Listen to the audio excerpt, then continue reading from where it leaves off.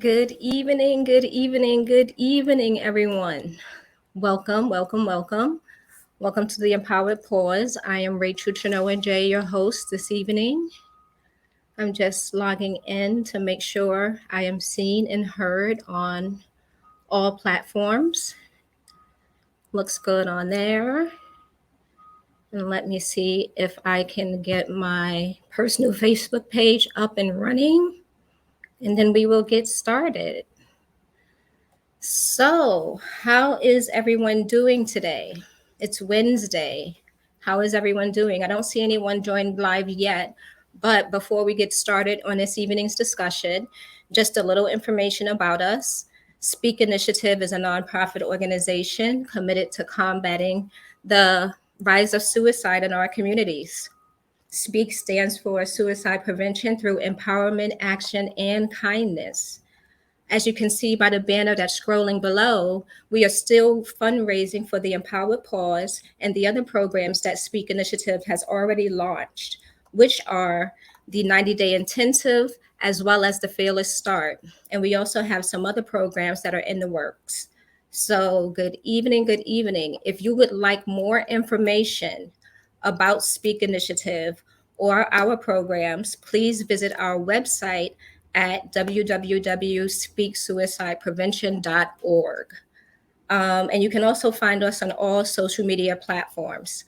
So, the Empowered Pause is just one of the programs that we actually have running right now, where we're live every Wednesday evening with a brief check in, where we're here with our speakers and our listeners, taking a moment to pause, as the title says, to gather, connect, recharge, and offer some empowering words, ideas, or just space to actually be heard. So again, welcome to the Empowered Pause. I see there's probably one person watching. Welcome. Thank you for joining us. Um, Thank you for being here, AQ. I hope you're doing well this evening. If you want to drop anything in the chat as far as comments, how you're feeling. Also, remember that this live will be saved, so you can feel free to share this live. Send it to anyone that you feel may benefit from the discussion. So let's get started today. As some of you may know, September is Suicide Prevention and Awareness Month. And as a survivor of a suicide attempt, I felt it would be really important to just go into what happens sometimes um, when you're faced with depression or you're faced with a diagnosis and things are just not going the way you actually planned. So on my website, of course, on the Speak Initiative website, excuse me, there is the Rachel Story section.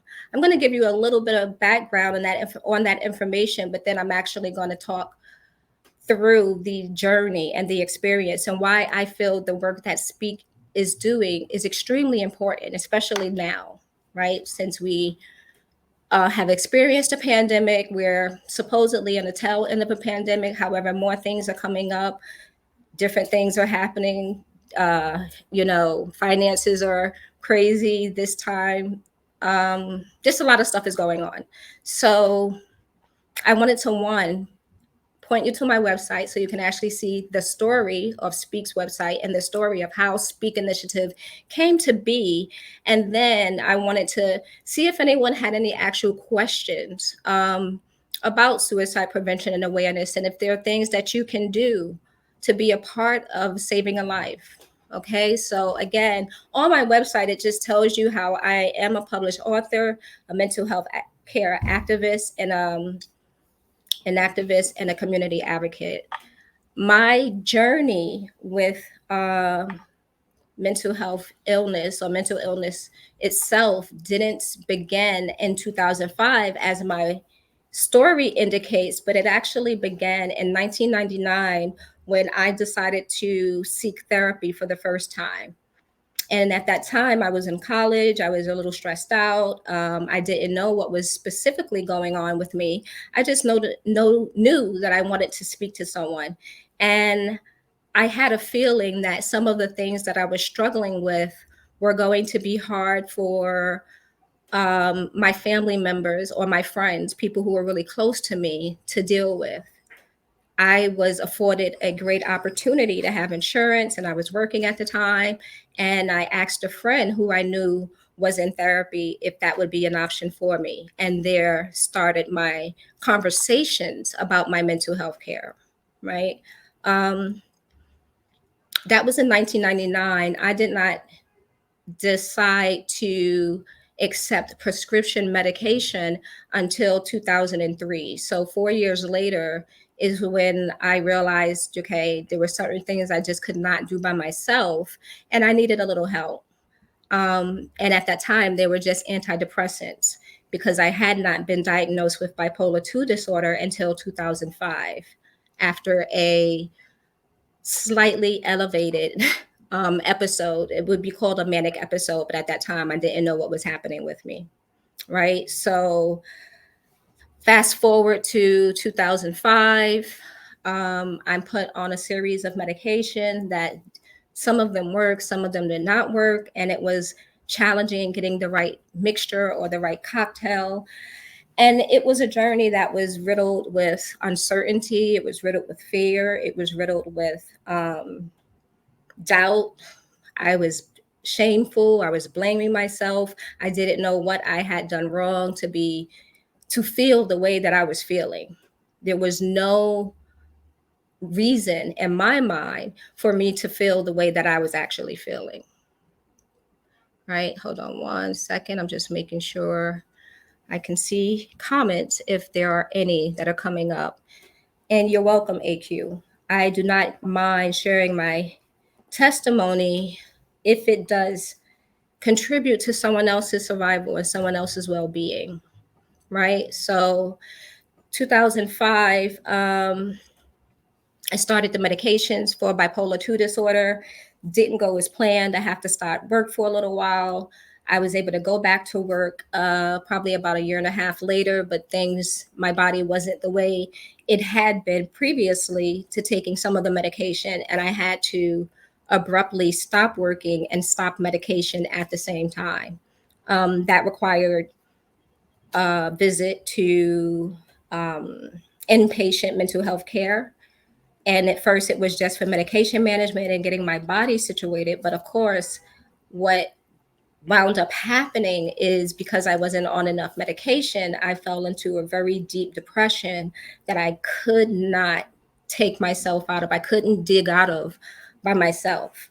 And by, I would say, March of 2008 is when that actually happened. So by the end of 2008, I was spiraling and couldn't manifest the words to actually speak and ask for the help that I knew I needed. And at the same time, I was in therapy, but I realized now that that therapy wasn't as helpful as it needed to be in that moment. So January 2009 gets here. I overdose on a number of very lethal medications. All of them had been prescribed at one point in time by my then psychiatrist trying to get the bipolar situation under control. And it wasn't as if I decided I needed to end my life. Of course, the behavior was very final, but it was it was a form of exhaustion. I was exhausted. I was tired. I didn't know if this was going to be my life forever. And a part of me decided that, you know what, it doesn't have to be my life forever. I don't have to do this. And it was a scary thing to decide. And of course, I used to say I was very logical in my irrational behavior. Um, that I talked myself into believing that this life, the life that I have, wasn't worth living. And that is nowhere near true. That is not true for me. It's not true for anyone listening. It is not true. The only thing I wish would have been done differently is that I probably, and I can speak to this, um, I began having mental health issues at a very young age. Um, the first time I thought about disappearing or not being here, I was between the ages of 7 and 8 years old.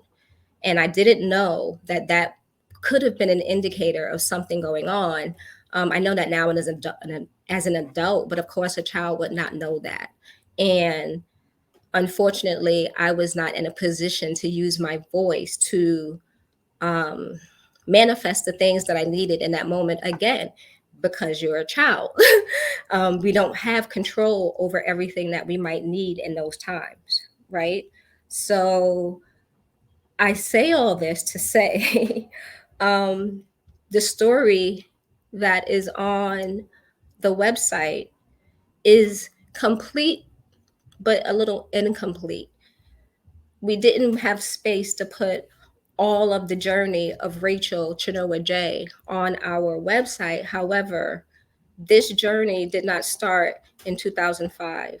The illness did not start when I was diagnosed. The illness was already there. The diagnosis had to come.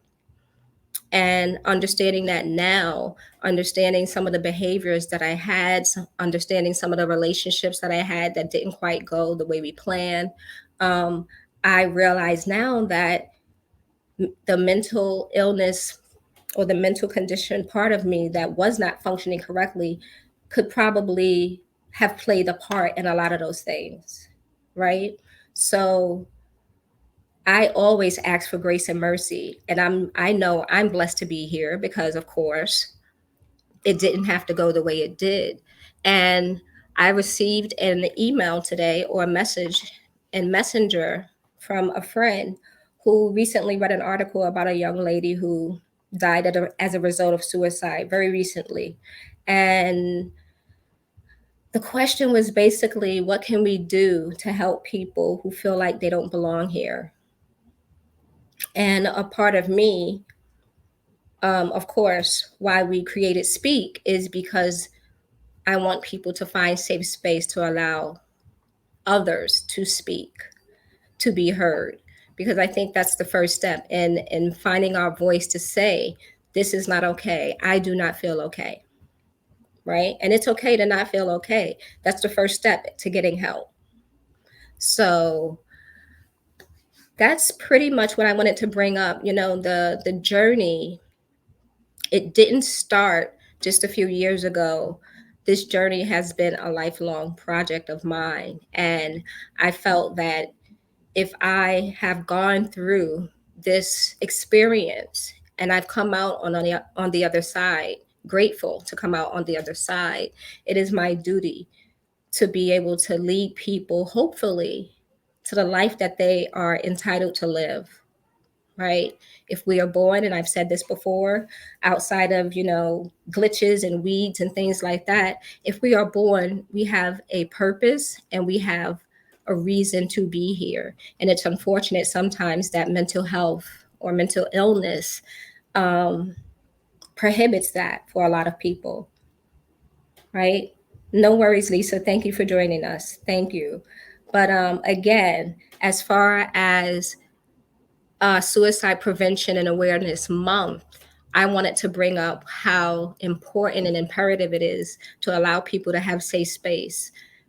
Speak Initiative, we are creating safe space for speakers to come in and even for listeners to help out. We're desperately seeking, you know, funds and bodies who want to actually be a part of the movement that we're doing. But I felt it important just to um, bring this up in this month especially.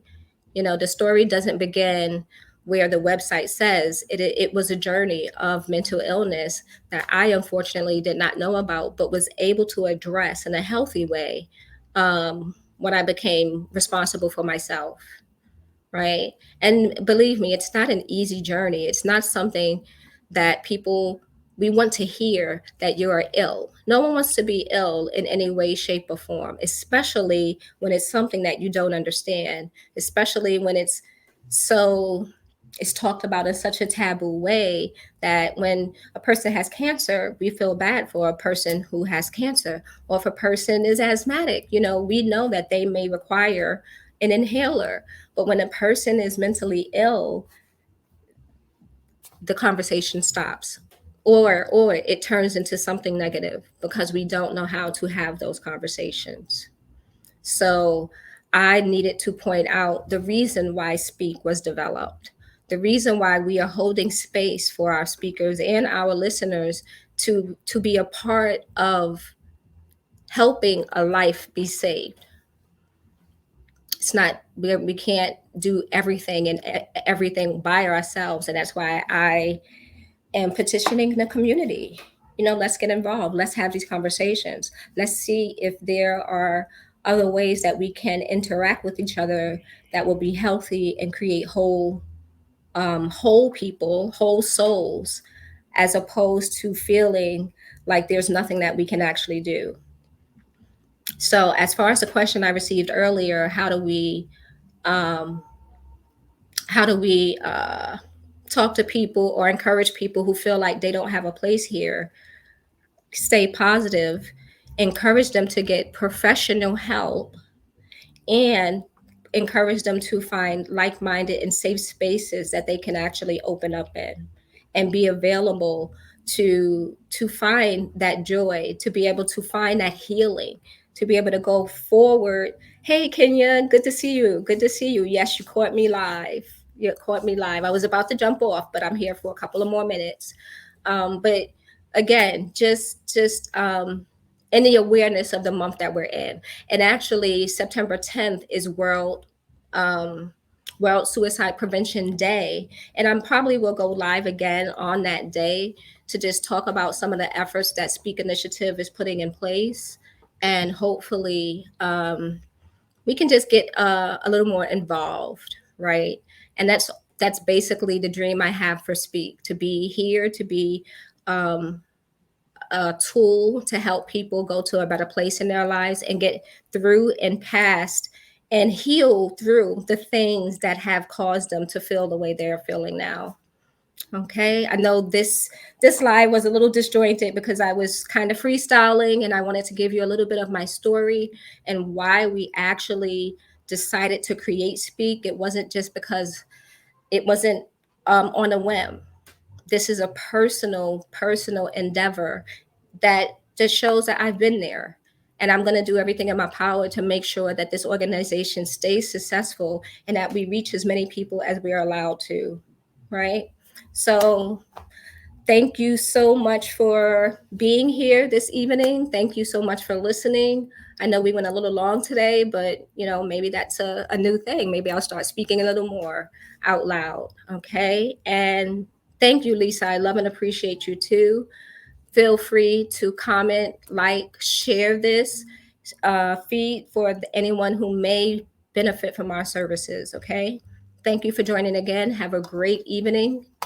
Until next time.